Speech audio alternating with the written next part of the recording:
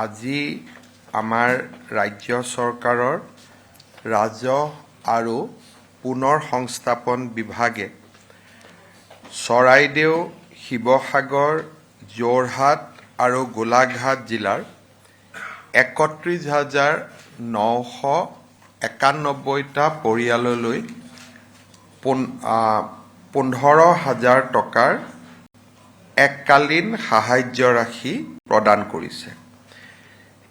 ইয়াৰ পূৰ্বেও ৰাজ্যৰ ৰাজহ আৰু পুনৰ সংস্থাপন বিভাগে শিৱসাগৰ, চৰাইদেউ, যোৰহাট আৰু গোলাঘাট জিলাৰ ৬৪,৮৯১টা পৰিয়াললৈ এই ৰাজ সাহায্য বা এই ১৫,০০০ টকাৰ এককালীন যিটো সাহায্য তাক আগবঢ়াইছিল। এই পৰ্যন্ত সৰ্বমুঠ ৯৫,০০০ লোকে বা পৰিয়ালে লগত কেইখনমান থাকিব 96,842 ৯৬,৮৪২টা পৰিয়ালে এই ধনৰাশি ১৫,০০০ টকাৰ ধনৰাশি লাভ কৰিছে। ৰাজ্য চৰকাৰে এই এককালীন সাহায্যৰ বাবদ এই পৰ্যন্ত ১৪৬.২৬ কোটি টকা ব্যয় কৰিছে। এই ১৫,০০০ টকাৰ আৰ্থিক অনুদানৰ প্ৰক্ৰিয়া প্ৰায় শেষ হৈছে যদিও শিৱসাগৰ বিধানসভা সমষ্টিৰ ৩,০০০ লোকৰ এক তালিকাৰ অনুসন্ধান চলি আছে। হয়তো তৃতীয় পৰ্যায়তো আমি আৰু ৩-৪ হাজাৰ পৰিয়ালক এই আৰ্থিক সাহায্য আগবঢ়াব লাগিব।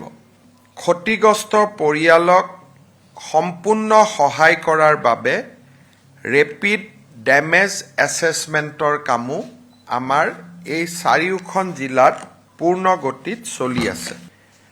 ১৮,৮৮৭টা ডেমেজ কেটল ছেট, ৪১,০০০ হেণ্ডলুম ৰিলেটেড ৰ মেটেৰিয়েলছ আৰু ঘৰচীয়া জীৱ-জন্তু ৫,৯৮,৬৯১টাৰ জৰীপ তেওঁলোকে সম্পূৰ্ণ কৰিছে।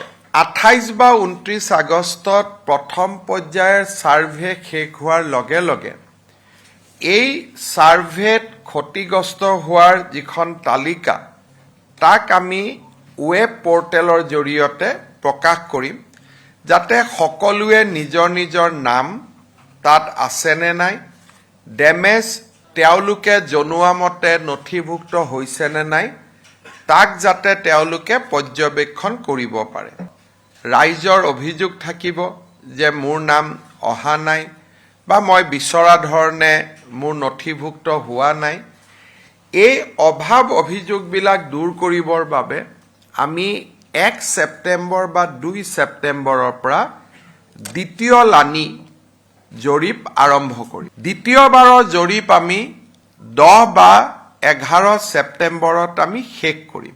চূড়ান্ত তালিকা আমি ১৫ বা ১৬ ছেপ্টেম্বৰত আমি আপলোড কৰিম আৰু তাৰ পিছতো যদি ৰাইজৰ অভিযোগ থাকে আমাৰ জৰীপকৰ্তাসকল তৃতীয়বাৰলৈও আমি জৰীপ ক্ষেত্ৰলৈ যাবৰ বাবে প্ৰস্তুত হৈ থাকিম। যে দুৰ্গা পূজাৰ আগতে অৰ্থাৎ ৯-১০ অক্টোবৰৰ আগতে বা ছেপ্টেম্বৰৰ শেষলৈ যদি তৃতীয় জৰীপৰ প্ৰয়োজন নহয়, আমি এই ৰেপিড এছেছমেণ্ট অনুসৰি মানুহক পাবলগীয়া ধনৰাশি আমি যাতে DBTৰ জৰিয়তে এনেকৈয়ে হস্তান্তৰ কৰিব পাৰোঁ। এই পৰ্যন্ত ২৬,৬৮১টা হাউচ ডেমেজকে আদি কৰি বৰ্তমানলৈকে প্ৰায় ৪৮০ কোটি টকাৰ ক্ষয় ক্ষতি আমাৰ পৰ্টেলত লিপিবদ্ধ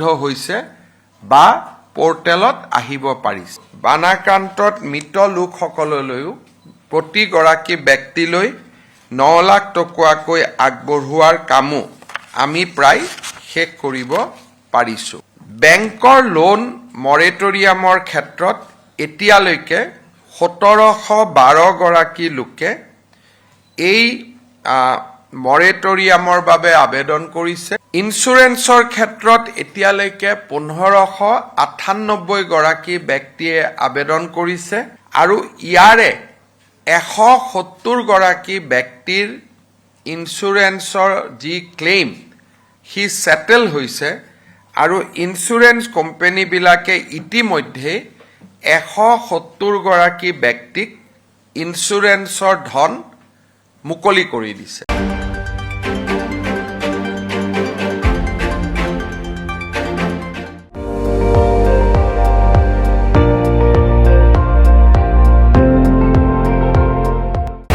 আপুনি চাই আছে ND24 সৰ্বশ্ৰেষ্ঠ নহয় সৰ্বোত্তমৰ দৌৰত।